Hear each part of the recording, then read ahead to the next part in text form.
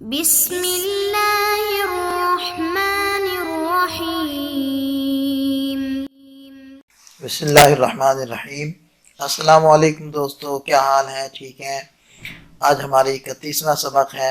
عبارت دیکھیں، وقد تکونانی بمعنی جمیع المدتی نحو ما رأیتہ مذ یومین او منذ یومین، ای جمیع مدتی انقطاع رؤیتی ایاہ یومان۔ وہ حرف عطف قد تکونان فعل ناقص ہے اور ضمیر اس کا اسم ہے تثنیہ کی جو لوٹ رہی ہے مذ اور منذ کی طرف۔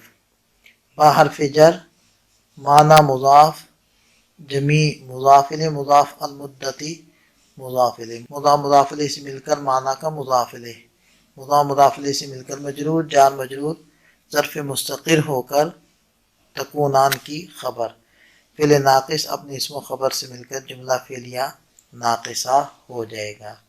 نحو مضاف، ما رأیت فعل بفاعل، وہ ضمیر اس کا مفعول بھی، مذ حرف جر، یومین مجرور، جار مجرور معطوف علیہ او حرف عطف، منذ حرف جر اور یومین مجرور، یہ جار مجرور مل کر معطوف علیہ معطوف مل کر ما رأیت فعل کے متعلق، فعل اپنے فاعل مفعول بھی متعلق سے مل کر جملہ فعلیہ خبریہ ہو کر مفسر۔ ای حرف تفسیر، جمیع مضاف، مدتی مضاف الیہ مضاف، انقطاعی مصدر مضاف الیہ مضاف، رؤیتی مصدر مضاف الیہ مضاف، اور یا ضمیر مضاف الیہ اور ایاہ ضمیر منصوب منفصل مفعول بھی رؤیت مصدر کا، رؤیت مصدر مضاف اپنے مضاف الیہ اور مفعول بھی سے مل کر یہ شبہ جملہ ہو کر انقطاع مصدر کا مضاف الیہ ہو گیا، مضاف الیہ سے مل کر مدت کا مضاف الیہ اور مضاف الیہ سے مل کر جمیع کا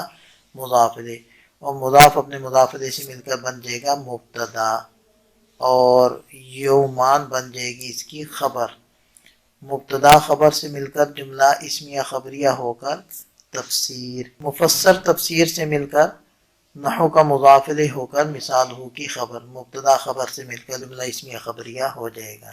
جمع دیکھنے، اور کبھی منذ اور منذ تمام مدت کے معنی میں ہوتے ہیں، جیسے ما رأیتہ، میں نے اس کو 2 دن سے نہیں دیکھا، یعنی میرا اس کو نہ دیکھنے کی کل مدت وہ 2 دن ہے۔ مصنف علیہ الرحمہ اس عبارت میں مذ اور منذ کا دوسرا معنی بیان فرما رہے ہیں کہ بعض مرتبہ مذ اور منذ تمام مدت کے معنی میں ہوتے ہیں، یعنی مذ اور منذ سے پہلے جو فعل ہوگا، مذ اور منذ اس فعل کی کل مدت کو ذکر کریں گے، جیسے اس مثال کے اندر آپ دیکھیں یہ ما رأیتہ مذ یومین، تو مذ یہاں یومین کے ذریعے سے ما رأیت فعل کی کل مدت کو ذکر کر رہے ہیں، جو بہت زیادہ وضاحت سے آپ کو اس تشریح سے سمجھ میں آ جائے گی کہ یعنی میرا اس کو نہ دیکھنے کی